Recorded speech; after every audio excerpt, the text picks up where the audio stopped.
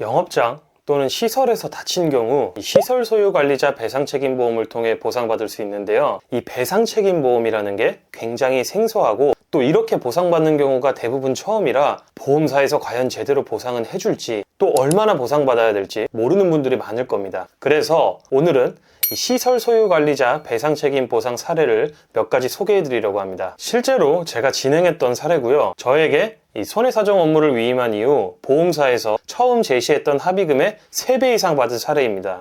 첫 번째 사례입니다. 이분은 식당 출입구를 들어가던 도중 넘어져서 고관절이 골절되는 사고를 입었는데요. 이 출입문에 발판이 설치되어 계단식으로 단차가 형성되어 있었고요. 이곳에 걸려 넘어졌습니다. 사례자분께서는 연세가 굉장히 많고 또 노인분들은 뼈가 잘 붙지 않기 때문에 곧바로 인공관절 치환술을 하셨는데요. 사실 이 사진만 봤을 때 과연 식당 측에 배상 책임을 물을 수 있을까 조금 의아하게 생각하실 수 있는 분도 계실 텐데요. 해당 사고와 유사한 내용으로 소송이 제기되었던 판례를 살펴보면 출입문에 계단식으로 단차가 형성되어 있는 경우 사고 위험률이 높아지기 때문에 시설 측의 과실 책임이 40% 발생한다는 내용이 있고요. 저는 해당 판례 내용을 토대로 식당 측의 과실이 40% 이상 존재할 수 있다는 의견서를 보험사에 제출하였습니다. 결국 보험사로부터 치료비, 위자료 등을 포함하여 총 750만원가량 보상받을 수 있었는데요. 사실 연세가 많은 노인분들은 이렇게 크게 다쳐도 합의금이 얼마 되지는 않습니다. 왜냐하면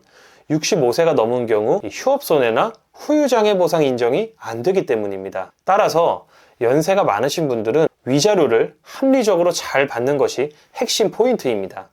다음으로 두 번째 사례입니다. 카페 내에서 발생한 사고인데요. 보행자가 지나다니는 통로에 물기가 고여 있었고 이 사례자분이 물기를 밟고 무릎이 뒤틀리면서 전방 십자인대 파열 진단을 받았습니다. 이분이 사고 당시에는 경황이 없어서 보험 접수를 하지 못하였는데 십자인대 파열 진단을 받고 상황이 좀 심각함을 느껴 뒤늦게 보험 접수를 요청했는데요. 가게 사장님과 조금 마찰은 있었지만 결국 어렵게 배상책임보험을 접수받은 케이스입니다. 이 전방 십자인대 파열 진단의 경우 합의금 산정 시 가장 중요한 것은 과실보다 이 후유장애 합의금을 얼마나 잘 산정하냐가 가장 중요합니다. 왜냐하면 십자인대 파열은 거의 대부분 후유장애가 남기 때문이고요. 특히 나이가 어리고 소득이 높은 경우 합의금이 꽤 많이 나올 수 있기 때문이죠. 이 사례자분은 40대 남성이었고요. 저는 사고일로부터 1년 뒤 의뢰인 상태에 대해 후유장애 평가를 진행하였고 영구장애가 타당하다는 의견서를 보험사에 제출하였습니다. 결국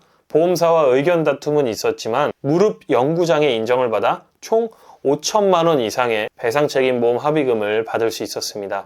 다음으로 세 번째 사례입니다. 아파트 시설 내에서 발생한 사고인데요. 아파트 단지 내 시설물 사고의 경우 굉장히 자주 발생하는 사고 유형이기 때문에 따로 제가 영상을 제작하였으니 지금 영상 상단에 나오는 아파트 영업배상책임보험 관련 영상을 참고해 주시길 바랍니다.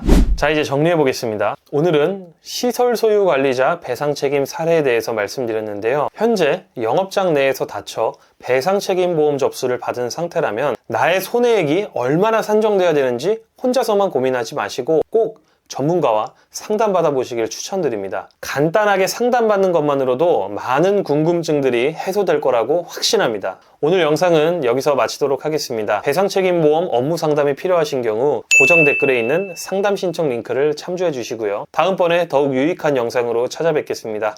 감사합니다.